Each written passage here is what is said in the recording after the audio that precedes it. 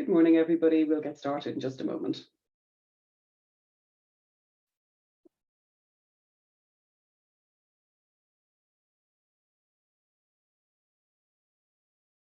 Good morning, everybody, and thank you for joining us this morning on our session where we're going to be talking about why digital literacy skills are the hidden success factor for any project. So just quickly, for those of you who are not aware of Hart Square, we are an independent consultancy practice and we work only within the not-for-profit sector. And a lot of the work that we're doing is very much helping clients on their project and being that critical friend to support them on the journey on the projects.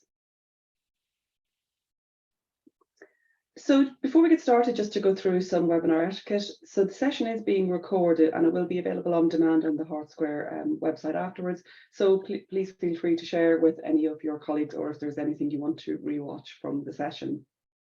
There's a Q&A box that you'll see, and that's really for any questions that you have throughout. So we want this session to be as useful and interactive as possible. So please do put those in throughout the session and we will cover off as many of them as we can. There's also a chat box, so that's really for more any sort of technical or support questions. And so my colleague Rebecca is in the background and she will be keeping an eye out on those. So I'm Joyce Harmon and I'm Senior Client Relationship Manager at Hart Square. And I'm delighted to be joined this morning by my colleague Reese, who for once will be doing lots more talking than me, which is fantastic. So Reese, do you want to introduce yourself and tell us a little bit more about yourself and your background? Great, thanks, Joyce. So yeah, my role at Hart Square is Head of Technology and Services. That's quite a varied role. It involves sponsoring quite a lot of our projects, making sure that we're delivering our services effectively and all of our consultants have what they need to do a good job. And it's also a lot about kind of engaging with different partners in the sector, seeing what technology's out there and what we can bring to our clients.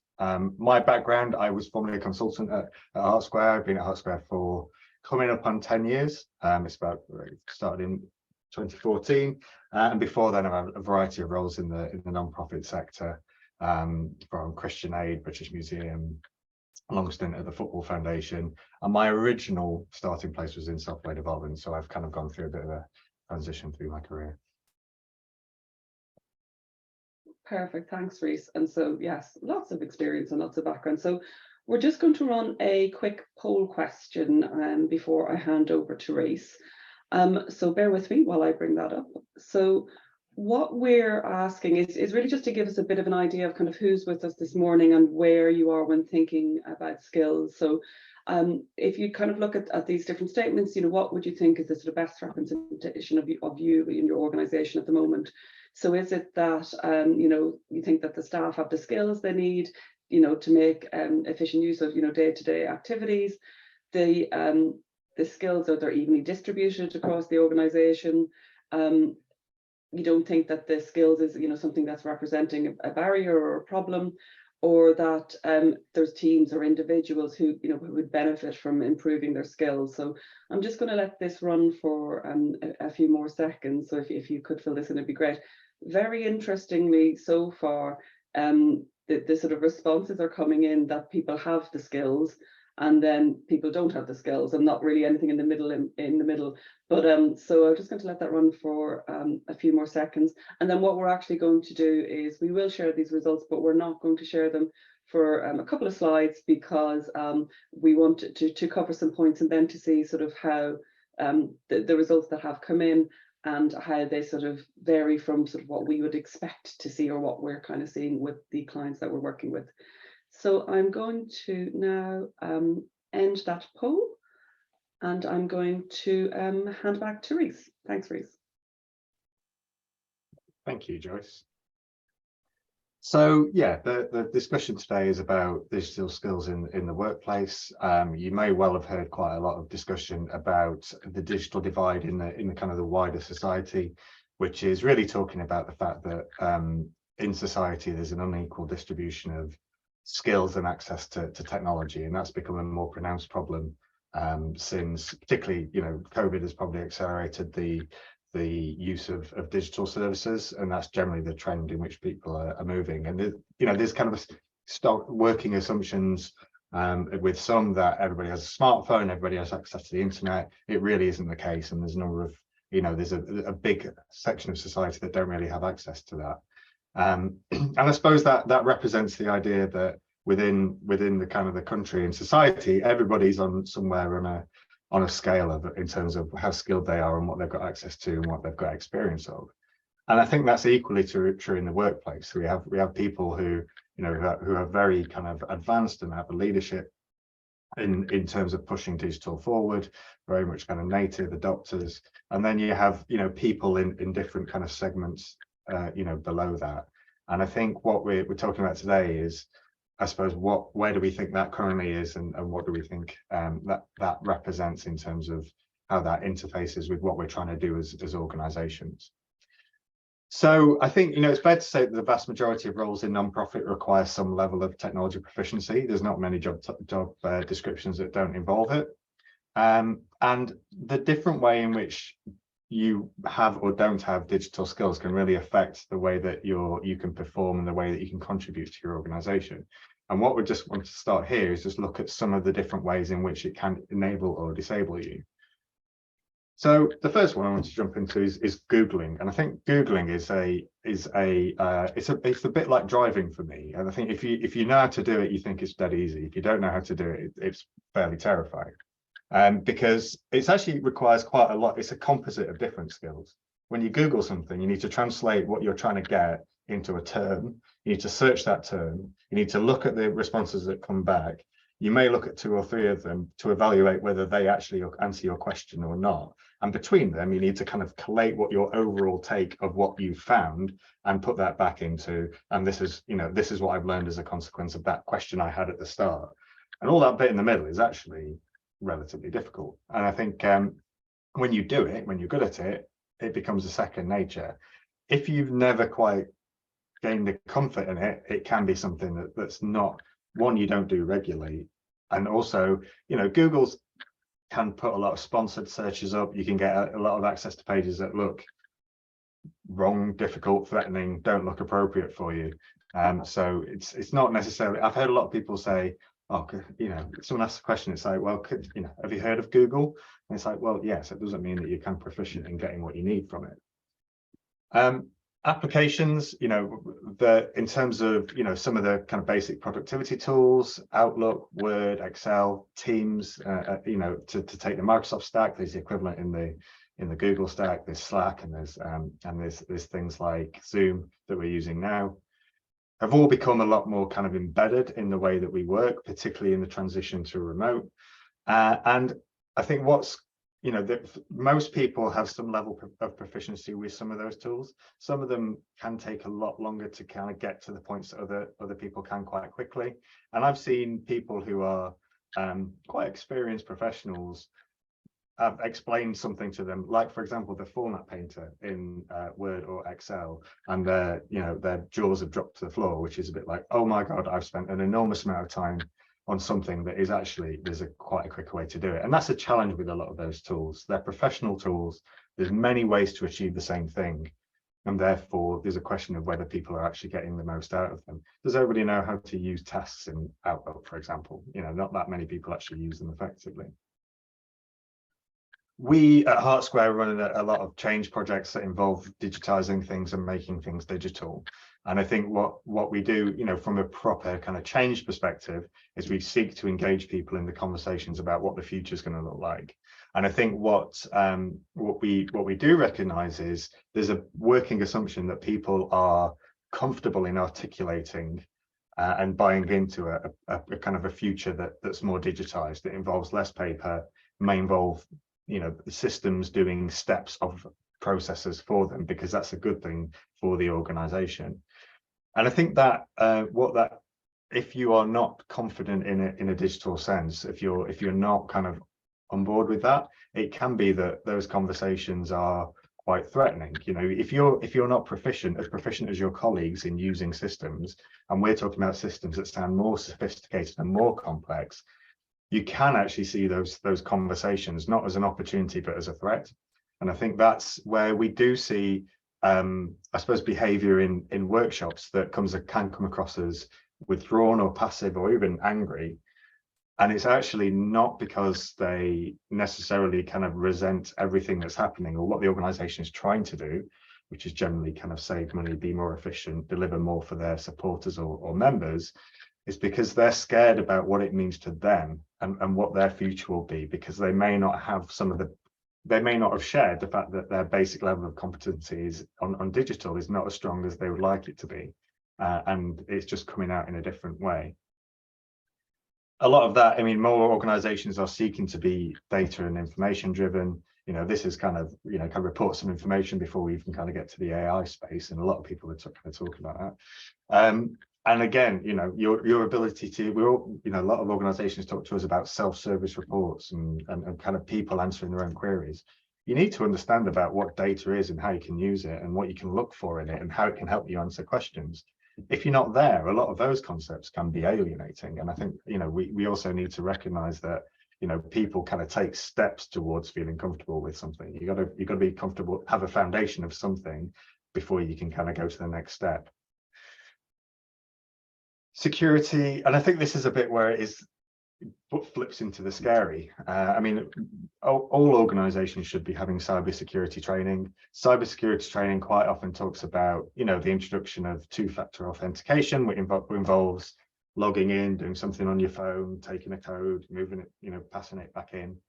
Talk about malware, the fact that, you know, if you get an email that is not appropriate and you don't, you know, and the training doesn't land with you and you click on the wrong thing, you expose your organization to a whole lot of risk, which is generally how cybersecurity incidents start. So somebody who's not comfortable or thinks that they are well placed to make that assessment, that's a very scary proposition. So, you know, for people who are kind of quite, you know, digital savvy, that's okay, I'm quite good with that, that's all right, I've kind of been there and done it before. If you're not, it's a bit like, okay, so you're putting the responsibility on me to protect the organization. That scares me. It's similar true kind of in terms of GDPR and data sharing. It's the same thing. You are, you know, the kind of the point of least resistance, and that can be quite an intimidating prospect. Problem solving. So, you know, it can be that, you know, all of a sudden your team decides that the way that they want to organize their work is to use, say, Monday.com, Airtable, Planner in Teams, and all of a sudden, you know, they are saying, well, actually, there's a better way to do it. Should we do it that way? And there's a question of whether, you know, you as somebody who's based on your skills, I think, see that's a good move or something that's going to further it's going to take you into a space where you don't want to be. But equally, on the flip side, you know, it's the possibility that if somebody was more comfortable with digital, they would start to see opportunities to improve their day-to-day work and giving them that kind of toolkit to be able to think about how they could make the things that they do a lot more efficient. And keeping up, this is only going to get worse. And I think, you know, the demands in terms of digital is definitely accelerating. There's a lot of chat at the moment about the Chat GPT tool, which is kind of an AI tool, which basically, you know, you ask it something in plain English and it gives you a very full response in plain English. And it started a question about, you know, what roles may be affected by this kind of technology, which is so good at actually answering questions. So it's actually, I think some of that kind of background noise can actually be another kind of unsettling factor for people who may not feel confident with digital. So I think what I'm trying to say is, you know, there are things where if you get them right and you feel comfortable with them, then you can, you know, it can be a platform for you to move on and move forward and to move confidently with your organization and the direction of travel of society and the direction of travel of the way that modernization is happening. If you don't, and you may have not have fully shared the fact that you may not have some kind of core kind of competencies or some skills, then a lot of these things can leave you more marginalized, can make you feel less confident about the future. And I think that's not a position that organizations should be putting their staff in without actually recognizing that and doing something about it. I think that ultimately, most of the people we're talking about have an enormous amount of value to give. And if you don't address some of these things, you stand a chance that you're going to limit and put a barrier on how much they can contribute to some of the discussions that we're talking about. So what kind of questions we should be asking? I'll run through these quite quickly because we'll talk through a little bit more about what you can do to answer them really. In terms of skills, who's responsible for recognizing where, what level that people are at, who's actually kind of being proactive in trying to find out where across the organization where the kind of areas of very kind of confident applying digital well and not so much, and why is that? If there was a problem, would you know about it as an organizational level, or is that the kind of information that might be in kind of line managers' heads or individuals' heads but doesn't come together as a picture? In terms of designing projects, they're quite often designed around kind of typical users, and are the assumptions you're making of your kind of users' competence fair? When you're designing training, is it starting at the right level? Those kind of things. If confidence in digital is low, what can you do as an organization to address it? And a lot of that comes down to learning resources and questioning which resources are available. Are they the right resources for the challenges that people have? Are they being proactively made available, and do people have time to actually use them? And a lot of this kind of comes together in terms of what's the nature of the culture of your organization. Is it a culture? Is it one where you can say, if someone puts their hand up and says, do you know what, you might assume that I'm great on Excel, but I'm not actually, and I could really do with something that's going to help me out. And if I do, I can start doing all of these things. Can you be open about that? Or is it kind of a fast-paced culture where some of those conversations don't really happen and don't really occur? So to kind of verify where our thinking is on this, and to try and get a bit of a kind of a wider context as to what's happening, one place I went to was the Digital Charity Skills Report, which has run for several years, kind of consecutive years. It's a really useful resource for finding out what's happening in the kind of the wider market space, and to get an idea of, I suppose, what the digital charity landscape is. So it's actually, if I would recommend you go and have a look at this, and when this comes out, that kind of read it on a regular basis. It's a really good way to kind of get you up to speed on kind of current trends and direction of travel. But it's worth noting in terms of the people that are answering this. So there's 435 responses. It's across quite a lot of the kind of levels of organizations. But it does kind of tend towards people in kind of communications, fundraising, digital. So people who are probably more on the kind of digitally enabled front. But in terms of what they're saying, so this is the answer to the question about where they rate their organization on some of the kind of core skills competencies. And you'll see there that it's actually, and this is something that has moved quite a lot. If you go back and look at the 2020 report, it's kind of moved a lot to the right, in that a lot more organizations are saying that they have a lot of people with good basic digital skills, either 58% excellent and then 41% fair. And that extends also down to kind of remote working and communication, probably because people are forced to over recent times. When it comes to cybersecurity, that drops off quite a bit. There's a lot more that are fair rather than good, and then a worrying 22% where that's poor. And I think that is a worry, because 22% being poor in cybersecurity is something that probably needs to be addressed. I can understand a kind of a plurality of people saying that it's fair, because cybersecurity is a very difficult thing to feel like you're an expert on. So most people feel competent or aware of the issues, and that's probably good enough for the majority of organizations. There's a lot more fair than good in terms of understanding digital and how to apply it, and that probably ties into the bottom one, which is keeping up with digital trends. So there's 38% people who feel like their organization is not good at keeping up with digital trends, and I think that is a bit of an issue. The biggest challenge that we hear from senior stakeholders is about knowing, staff and organizations knowing what they don't know, and who is responsible for bringing in the wider world into an organization, and giving an idea of what your peers are doing, what people in different sectors are doing, what are the ways in which technology is being applied, to give a little bit of inspiration and a bit of a practical manifestation of some of the things that people are talking about. And by and large, that doesn't happen very much. It's something that quite often we're interested to do when it comes to kind of developing projects. but there'd be a much more advanced starting point if that was kind of more of an integral part of an organization's kind of networks and kind of town halls about, let's just have a look at over the fence and see what other people are doing, what we might be able to do.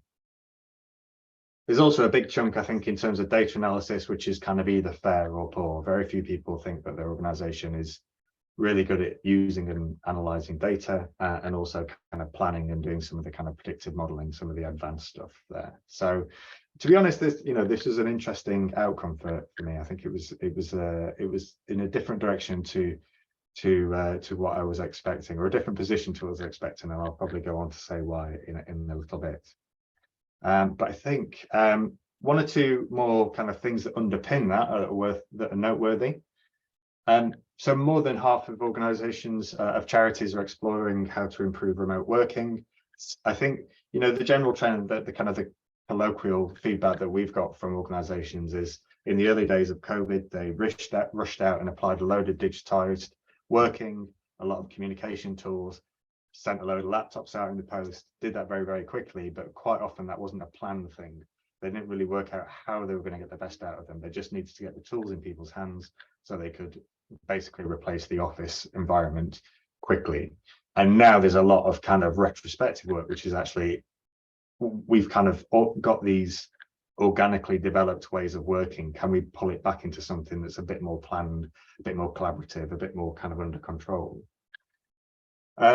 And that's also changed in terms of, there's an awful lot more distributed working. I think the majority of kind of larger organizations in the non-profit sector have some form of hybrid working now. Digital roles are increasingly of demand, probably for some of those reasons are the drivers, but that was a trend that was happening anyway. But it's also probably digital aspects are being kind of mainstreamed into job descriptions that may not have had them in before. So again, if you're not feeling confident in that area, that might block you off into getting into a role that you could do a great job in if you were kind of more on the front foot with some of your kind of digital skills, or were confident of them, even if you already have them. This is a really interesting one for me. So more than kind of 1 in 3, and that's kind of pushing up towards halfway of charities are troubled with the fact that organizations have silos in terms of which are digitally mature. And you can really definitely have seen that quite a lot, where there's one organization at one end of the organization have taken it upon themselves to use a load of tools and apply them, have really kind of moved their ways of working forward. In other departments, that's not being shared. They may not even be aware that that's happening, and they're still putting paper in filing cabinets and may not really be aware that that's an opportunity that's available to them, and that that's okay with the organization. So it's not unusual to see that kind of level of differentiation across an organization. And there's a general trend that small charities are at an earlier stage of kind of digital growth and evolution. Large charities are generally more on the front foot. I mean, these are mainly things that all talk about charities. The same is broadly true of membership organisations and other parts of the non-profit sector. So this is more indicative of non-profit, but it's talking about charity. Well, yeah, so we're keen to know what your perception is. So I'll hand you back to Joyce to kind of share the results of the poll. Perfect. So hopefully now you can see the results that have come in. Interestingly, definitely, so 63% was the first one saying that staff have the skills to effectively make use of the day-to-day application, so kind of really not seeing it as a barrier. And then sort of the next big one was the teams and the individuals would benefit from improving their skills, with another sort of very high percentage on that one. And then really just a very small percentage saying around the digital technology skills are evenly distributed. So really a bit of a mix there. And interestingly, on some of the areas that actually nobody has sort of put a mark against. So yeah, so quite an interesting spread. I know your thoughts, Rhys. Yeah, I mean, probably the kind of the reverse of the first one, which is that that means that what kind of 37% don't feel like their staff have the skills to be able to kind of make day-to-day effective use of applications.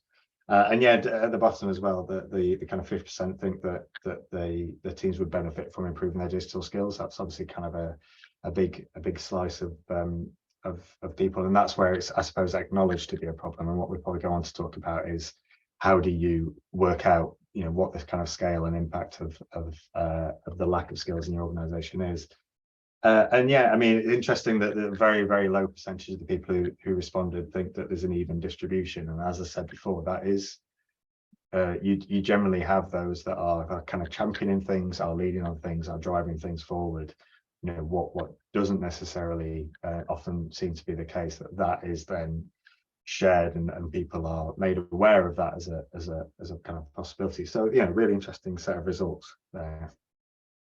Perfect. So I'll sharing and hand back to you, Rhys. Thank you very much. So what I'm going to go on to talk to now is a little bit about our experience. So as I said, we run change projects, you know, kind of dozens of these every year, and a lot of nearly all of them involve some kind of idea of engaging with users, engaging with a kind of a broad section of the staff to get an idea of what the challenges are, what the change barriers may be, and then our experience kind of breaks down, particularly when it comes to implementing technology, into these kind of three main groups. We have senior leadership, so the people we're engaging with a kind of sponsor level and then on the project boards, the people who are driving the change, saying this is our strategic direction, we want this to happen. The project teams, who are generally kind of the people that we draw out as subject matter experts that are put forward by their organization to be the people who are the kind of the prime implementers of the project. So they decide how their functionality is going to be applied, what their department needs, how it's going to work, how it's going to change them. And quite often they're that's done on the basis of either they are the most digital savvy, or they are the person who's the main knowledge holder, or sometimes just the most senior person, depending on the kind of culture of the organization. And then the organization wide, generally, then, you know, most of the projects that we do have some impact on the majority of the organization. So that as a kind of as another audience. So in terms of experience of working with senior leadership and their kind of engagement with digital, you know, there's quite often a mix of those who have brought us to the table and have brought the projects into being and have a clear idea of, like, well, we're not making the best use of technology, or, you know, some things not happening that should be happening to make our organization as good as it should be. And then you will probably have within kind of senior leadership teams those that say, well, you know, I'm okay with this, but, you know, I'm not particularly kind of technology savvy, so I'll leave you to kind of work on the details, which is kind of interesting in itself, because you know, you could also say that there would be value in all of them being as switched on to the possibilities, even if they're not all as kind of driving it in the same way. We have, to be honest, I've put this as senior leadership, but quite often, more often than not, we get this coming down from trustees or kind of oversight bodies, that when we're talking about, you know, projects to change organizations, a lot of the external delivery out, the websites and various things should be user-centric, should be about what they want, and working that out. The internal bit should be about looking at what's the best kind of set of processes and procedures and functionality that the users want. But then we sometimes get this kind of on-high thing of, like, I will sign off on this, but it must include an app. And then we're just kind of left go, well, we don't have the proof that that's what is the best solution to the problems that either your staff or your kind of members or supporters are taking. But so sometimes there's a particular fixation on a kind of an outcome that comes from another sphere, you know, another kind of another context. And then sometimes it's a bit like, well, we used, you know, technology X at our previous place, therefore I think we should do it here. And again, it's a bit of it's comfort in the familiarity of something rather than it being the right thing for any particular organization. If we generally say, can you give us an idea of you know, what the kind of where the strengths are in terms of digital of the organization? Do you have a kind of an idea of what the kind of the landscape of skills is in the organization? The answer is almost invariably no. There are exceptions, but a lot of organizations don't take a structured process of kind of documenting that, which means that we quite often go on a kind of a colloquial intuition based on what people think they know about the organization. But by and large, most people are on board with the fact that they know they need to do this, and this is a way to kind of improve things in future. Project teams, you do get that combination of the kind of the person has been nominated because they're the person that's already started trying to change things with digital tools. Therefore, they're the right person to be in this conversation. You do get the other type of person who's put forward who is there because they are the team leader or they are the kind of the head of the area. And therefore they may not be fully on board with what's happening, but they're brought in for that particular reason, and therefore they may be less savvy themselves. Those digital savvy people are generally, you realize quite quickly that they are involved in every single type of change project going, and they are very hard, their time is very hard to get. They are, because they've taken the initiative, or they're seen as a figurehead or the doer in things, then they become stretched very thin. So there's a real opportunity for those who are potentially that to kind of the more people can get in that situation where they're switched on to digital possibilities, then the greater capacity you have within that team and within that organization to kind of engage with change, many kind of changes in parallel, which is generally the bottleneck in terms of making things happen, is how many people you can get to be involved in these projects. By and large, as I said from some of those previous points, there isn't always a kind of a stock knowledge of this is what digital can do for you. So there's quite a lot of time that we spend, and we do it in projects, in terms of these are the kind of possibilities we could look at, these are the things that could happen, but it's generally starting from kind of very kind of patchy levels of knowledge about what's expectation. There's quite often like a consumer level of knowledge. This is what I see in my personal life, this is what I have on my phone, these are my expectations. But that's some of that kind of within the non-profit sector type knowledge, and to an extent how it affects organizations and kind of businesses isn't always there. And the most surprising thing we've found in some of those project teams is when we get to, we're organizing kind of testing and getting everybody to kind of complete spreadsheets on what they're going to test and how they're going to test it, and we kind of prepare them. And then you can be sat next to somebody and you realize that they can't really copy and paste. They're not, for some reason, that they're really knowledgeable, they're really kind of effective in quite a lot of context, but something's missing in terms of their IT knowledge, and for some reason it's never been addressed, and that can be quite surprising. So particularly for these people who are nominated because they are kind of leaders within their area. The kind of on the staff wide, as much as the organization at the top level doesn't have that overall landscape, it's very unlikely that people have been assessed, particularly when they come into roles. So quite a lot of roles where they have a line in them that says you will have this level of proficiency, very rarely tested or kind of validated. It's just assumed to be true. So that's why the organization isn't always clear about what level of kind of competency there is and skill level. There is, some organizations do have digital learning resources or kind of regular training cycles where people can, if they want to kind of get a little bit further on that journey of being proficient, they can do. But very rarely is there a lot of kind of time and freely available resource to be able to do that. Most organizations are quite busy, and therefore creating learning time is not always a premium. And there's lots of other different ways that can be split. And digital sometimes is a small quotient within that. There's a lot of variation between in terms of the levels of adoption, and sometimes there's a lack of central guidance. The problem with a lot of the systems that are available in organizations now is that there's about 50 ways to do everything, and sometimes just a little bit of central guidance to say, look, you can do this, you can achieve this in various ways, but a sensible way to organize your files in this directory is this, and if everybody does it, we'll be able to find everybody's files. A good way to search through emails is this. There are different ways to do it, but this is a good way to do it. That's a central way of like facilitating and fostering people's kind of confidence in doing basic things better. Sometimes there's a bit that falls between different departments and doesn't quite get done.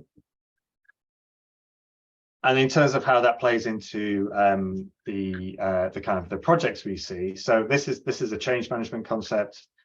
This is basically the distribution of the kind of classification of different people within an organization, from the innovators, so the people who are like, yep, give me the technology, I'll do it myself, I've already thought about how I'm going to do this, through the kind of early adopters, the people who are quite keen to get going with something, An early majority, you're a bit like, yeah, well, book me in, I'm ready for that, I'm fine, I'll get on with it. Late majority, you're a bit like, you know, I know I've got to do it, I'd rather not do it, but you know, if you book me in, I'll be there. And the laggards who are probably a little bit like, I really don't want to do this, I think this is a waste of time, I'm not keen on this, I don't know why we're doing this anyway, there are better things to do, I'm resistant, basically.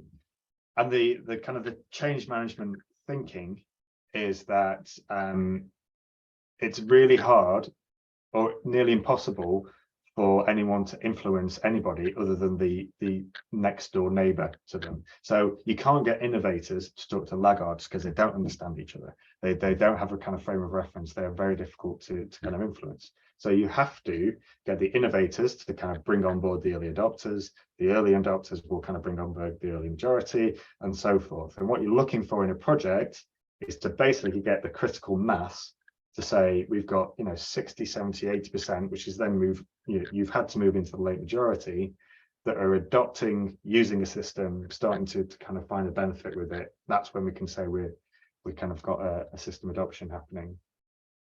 What can happen, particularly if this is quite a difficult process, is you kind of stall just after the early majority. You never quite get that critical mass. You don't really get the engagement in a system or a project or a solution. And then we end up back there in kind of 3-4 years time saying we spent an enormous amount of money on this project, but we didn't quite get the buy-in. And it's because partially this challenge hasn't been recognized, and you've never quite pushed to get into that late majority and make sure it's working for people who may be a little bit resistant to start with. And what I would say is, if you don't address some of those digital skills and digital challenges and make some of those fundamentals more accessible and make people more switched onto digital before you get into the kind of the hard bit of the project, this all skews over to the right. You'll have more in that late majority, you'll have more laggards, you'll have fewer early adopters and early majority, and that basically makes your challenge even harder, and it makes it more likely that you will never get to that critical mass, that kind of tipping point where actually the organization has adopted the system.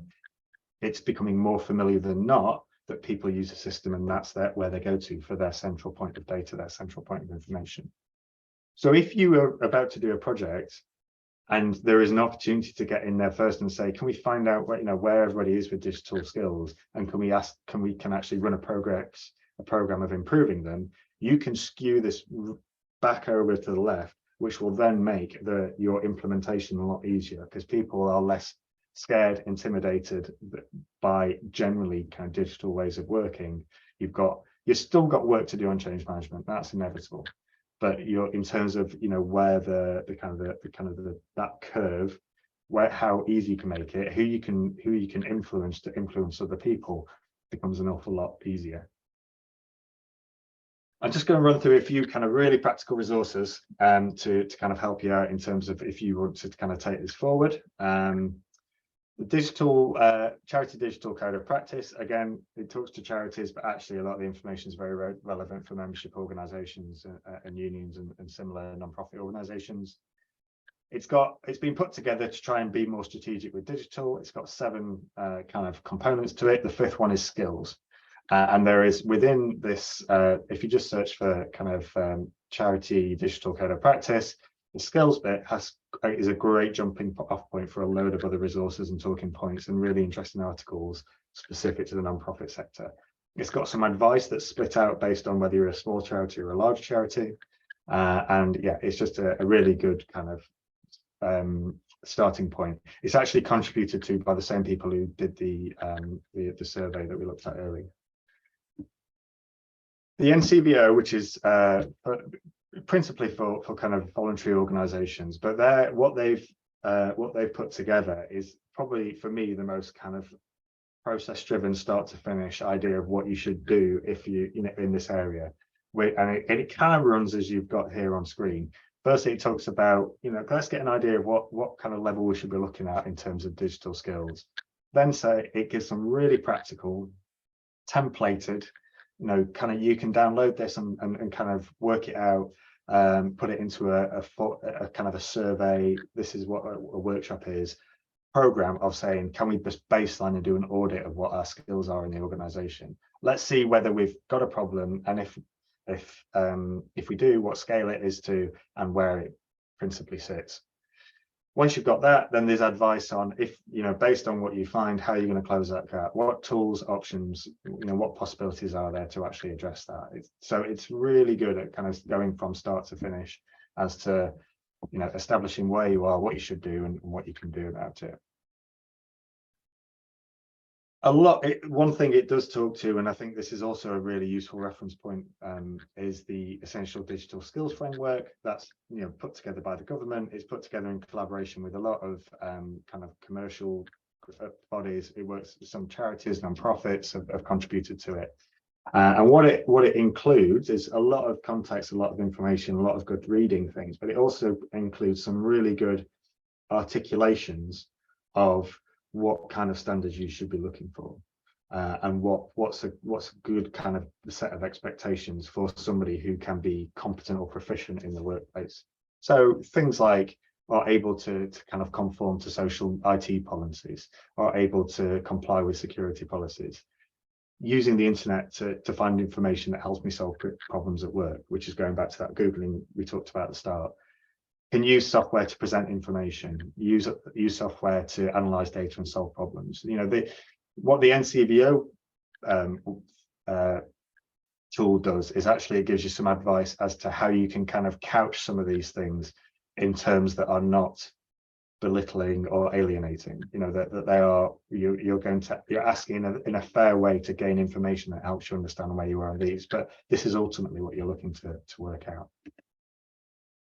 And the Scottish Council of Voluntary Organisations has taken that one step further. A lot of this is based on those kind of essential digital skills, but these are online tools where you can do basically a self-assessment, and it will ask you questions about where you are in foundation skills, life skills, work skills, and it will give you a little report that says you might want to kind of think of looking at this area.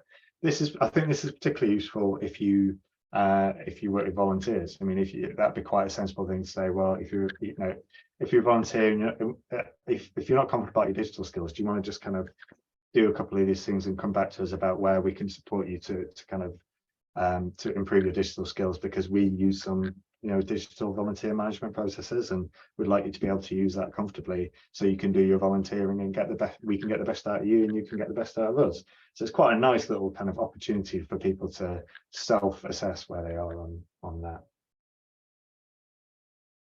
So finally, last slide, this is me talking about in terms of what we recommend you do as an organization. So I think I would say there's not many good reasons to not audit your skills.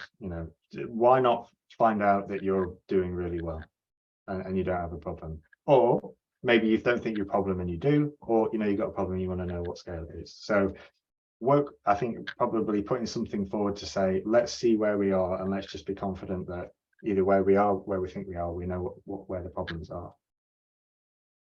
If you do kind of identify that there are things that need to do, be prepared to actually back it up with investment. I think trying to do it on the cheap, you might as well not do it at all, because addressing it could involve learning tools, training, HR time, line manager time.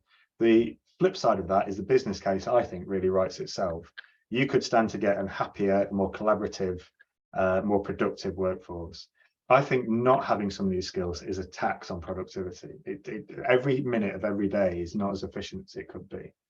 And it creates digital capacity.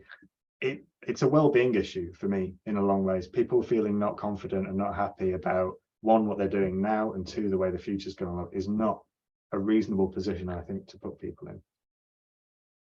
I think it's important if you're going to do anything that involves people of all levels. So, I think make it a team sport, get senior leadership to be on the front foot with it, get them on board, get them tied into the benefits of it. HR functions are really key in delivering this and supporting it. Whether they're leading it is an option, they're not necessarily always the best position to do that.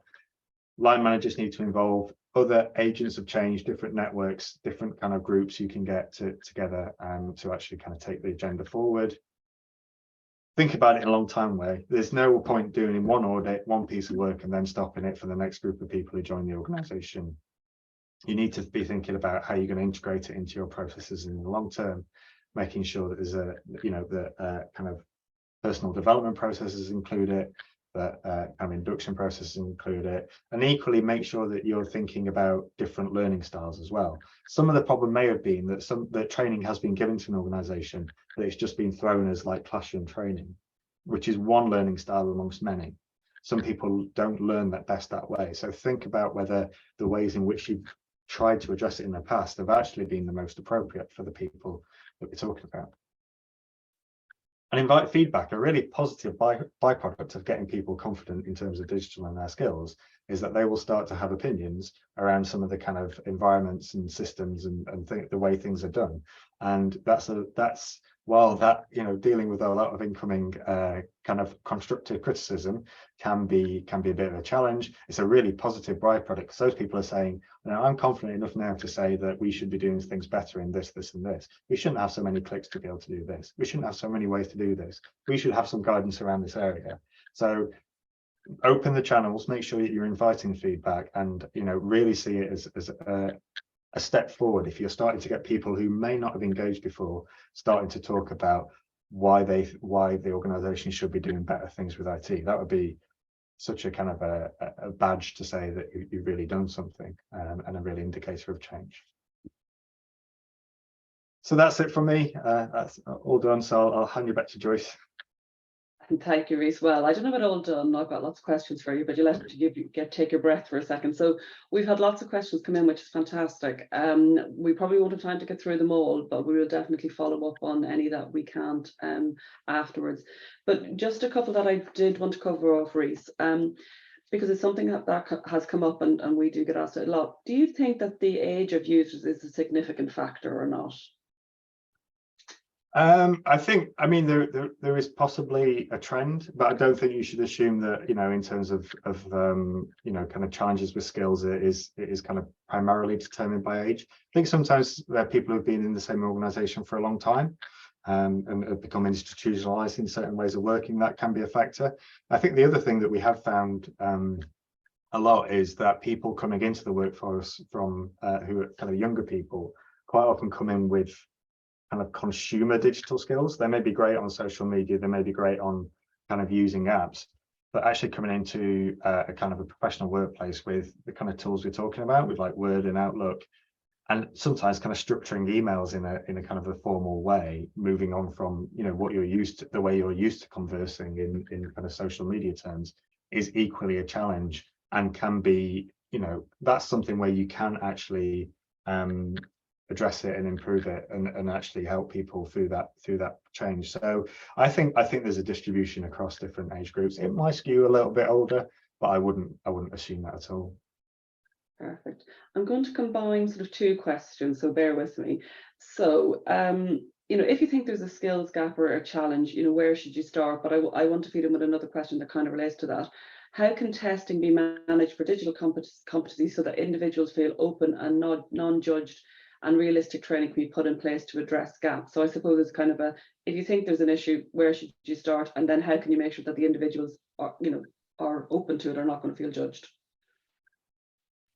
It's a really, really good question. I think your kind of delicacy is very, very important here. So I think, that NCVO page that talked about how you would do an audit has gone to real pains to try and address some of this thing. So it's around terminology. It's about the nuances of terminology, and really making sure that those questions are very careful in terms of not being reductive or belittling in any way. So I think there are lots of opportunities to do different things, like doing workshops and focus groups, to make sure that people have a platform and a voice. I think that it's also kind of including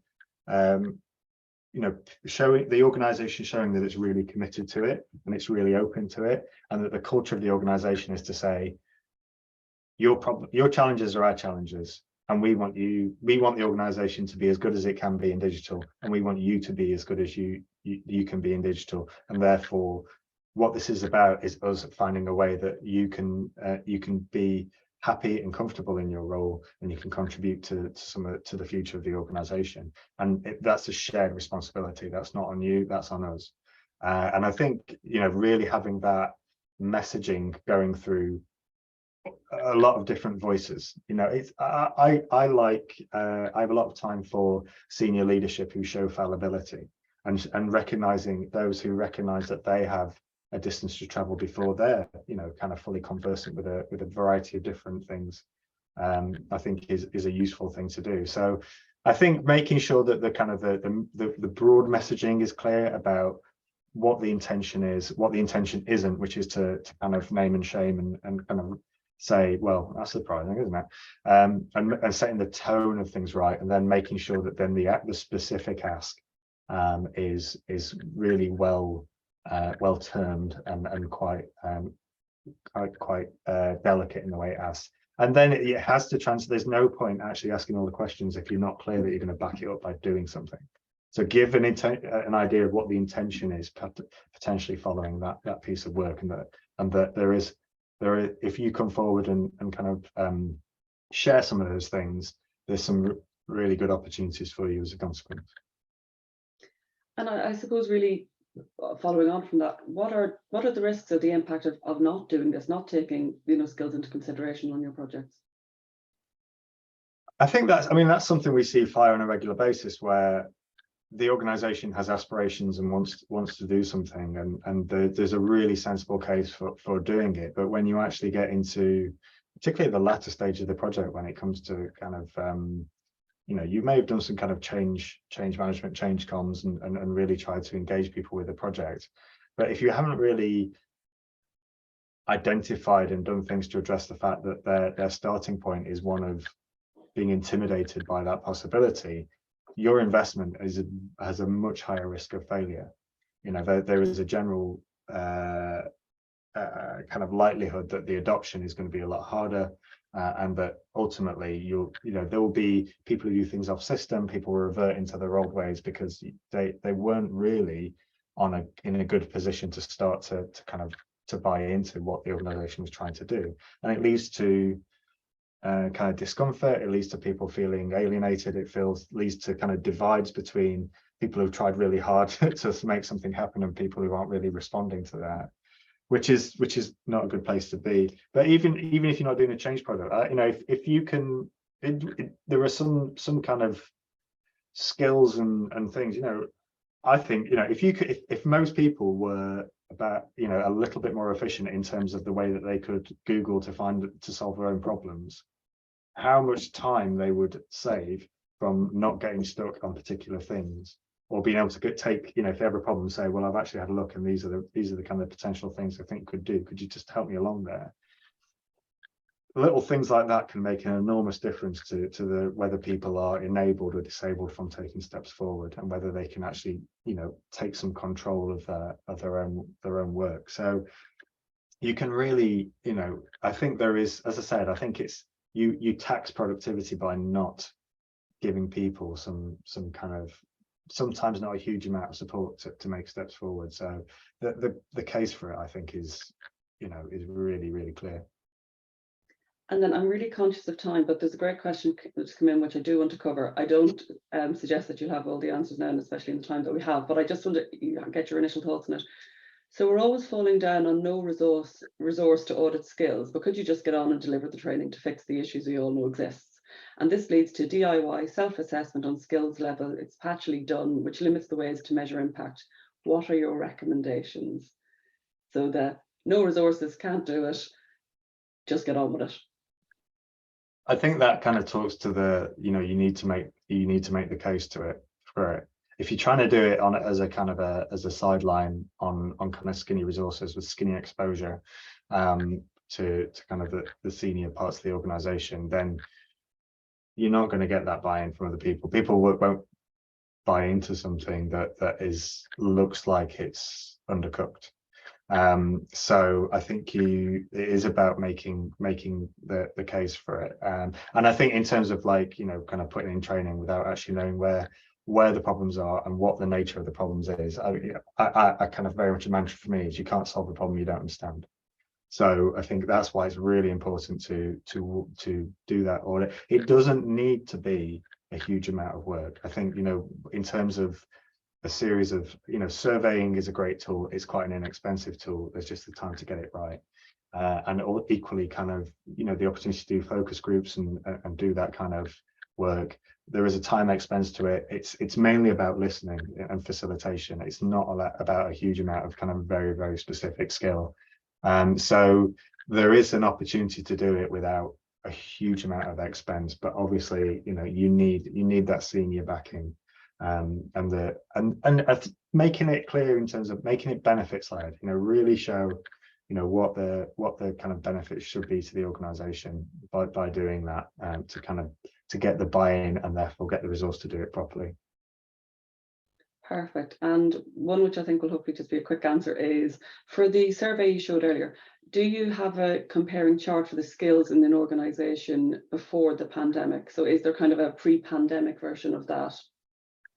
Yeah, so that's been run for quite a few years. So yeah, I think the one I was looking at is the kind of the 2020, which is mainly quite based on 2019 data. But I think there was a 2019, 2018. So you can see the shift, and the surveys themselves kind of go into quite a bit of narrative over where the direction of travel is, where it's changed, and do a little bit of kind of analysis and comparison. They're really well written, really well put together, really informative piece of work. I'd recommend everybody goes and has a read of them, to be honest.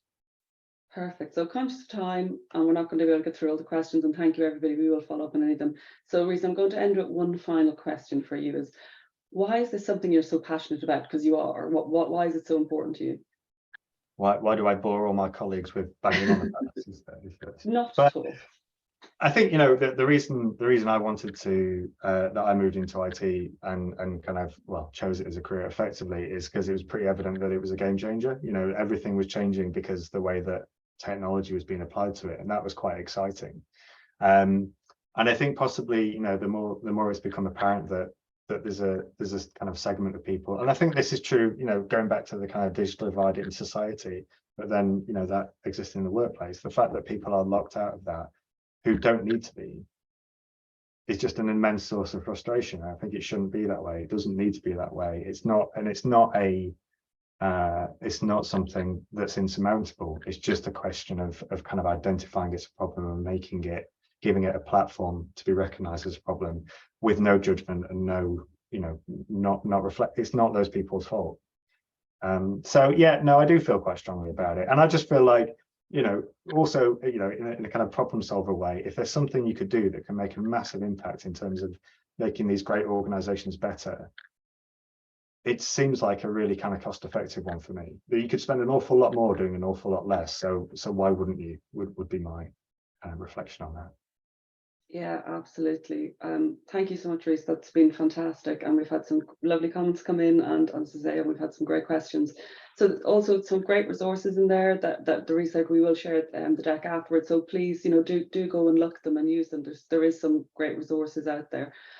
So just really leaves for me to say thank you so much, Rhys. That has been fantastic, and I really appreciate you taking the time to join us today. So, and thank you everybody else for joining us and for your questions and your lovely comments. So hopefully we'll see you all again soon on another session. Thank you.